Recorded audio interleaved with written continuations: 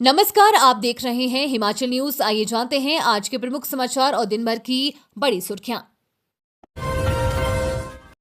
Himachal Pradesh school शिक्षा board ने बदला तीसरी कक्षा का सिलेबस, किताबों के नाम में भी बदलाव। हिमाचल प्रदेश के सरकारी और शिक्षा बोर्ड से संबद्धता प्राप्त निजी स्कूलों में इस बार तीसरी कक्षा का सिलेबस पूरी तरह से बदल दिया गया है।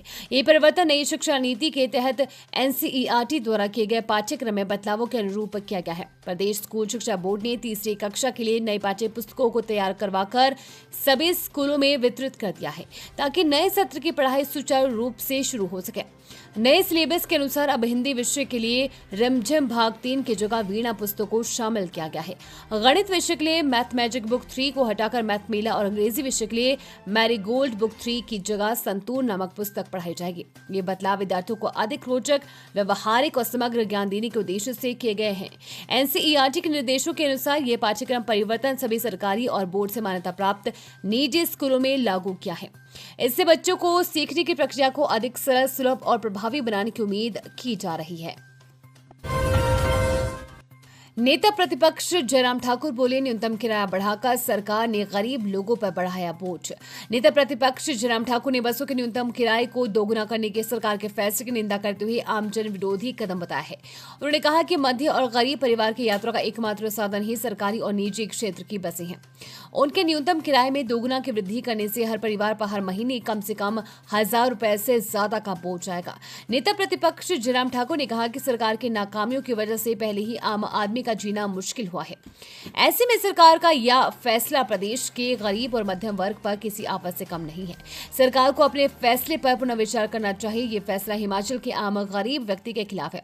सुख की सरकार प्रदेश में विकास के सारे काम बंद कर चुकी है, रोजगार के सारे रास्ते छीन रही है और महंगाई बढ़ाकर लोगों का जीना मुश्किल कर रही है।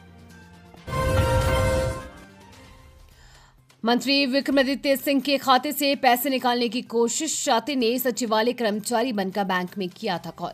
हिमाचल प्रदेश साइबर ठगी के मामलों में तेजी से इजाफा हो रहा है। अब शातिर ठग आम लोगों को ही नहीं बल्कि VIP को भी निशाना बना रहे हैं। ताजा मामला राजधानी शिमला से सामने आया है, जो कि लोक निर्माण विभाग के मंत्री विक्रमादित्य सिंह से जुड़ा है। बताया जा रहा है कि एक शातिर ठग ने उनके बैंक खाते से करीब 8 लाख रुपए निकालने की कोशिश की, लेकिन बैंक की सतर्कता के चलते शातिर अपने मंसूबों को अंजाम देने में सफल नहीं हो पाया।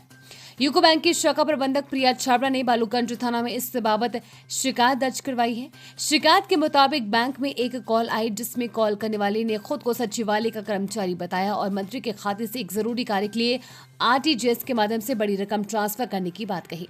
कॉल पर शक होने पर शाखा प्रबंधक ने तुरंत मंत्री के निजी सचिव से संपर्क किया। जब इस कॉल की पुष्टि नहीं हो पाई तो संभावित लेन देन पर तुरंत रोक लगा दी गई और पुलिस को सूचना दी गई। अब बड़ी यूनिट की जगह 1 एकड़ के नीलाम किए जाएंगे शराब ठेके, राज्य मंत्रिमंडल ने लिया फैसला।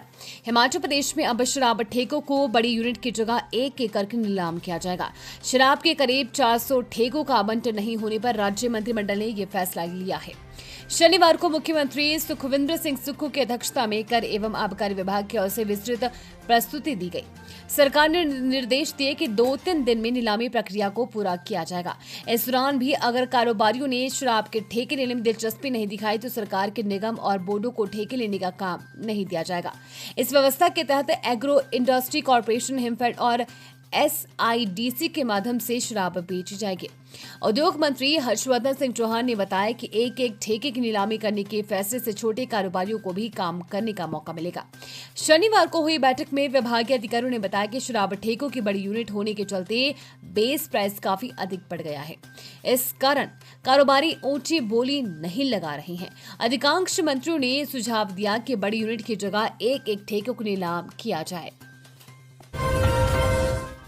गर्मियां शुरू होते ही शिमला में बिगड़ने लगे हालात, हफ्ते में तीसरे और चौथे दिन मिल रहा पानी की आपूर्ति। राजधानी शिमला में गर्मियां शुरू होते ही पानी की किल्लत भी शुरू हो गई है। लोगों को सप्ताह में तीसरे और चौथे दिन पानी की आपूर्ति मिल रही है। शहर में वाटर सप्लाई सिस्टम दिन प्रतिदिन बिगड़ता जा रहा है, जिससे शहर में पानी की कमी हो गई है। कई जगहों पर रिज वाटर टैंक से टैंकरों के माध्यम से आपूर्ति दी जा रही है। इससे हालात अब बिगड़ना शुरू हो गए हैं। हालांकि जल प्रबंधन कंपनी सप्ताह में 5 से 6 दिन आपूर्ति का दावा कर रही है, लेकिन जमीनी स्तर पर हकीकत इससे परे है। वही जल प्रबंधन कंपनी जून से शिमला शहर में सतलुज नदी से 50 MLD पहुंचाने का दावा कर रही है, लेकिन इस पर संदेह है क्योंकि सतलुज नदी से पानी लिफ्ट करने के लिए अभी तक सकरोड़ी में 22 kV का ट्रांसफार्मर लगाया जाना है। इसका काम अभी तक शुरू नहीं हो पाया है। ऐसे में बिना ट्रांसफार्मर के जून तक शिमला में कैसे पानी आएगा, ये एक बड़ा सवाल है।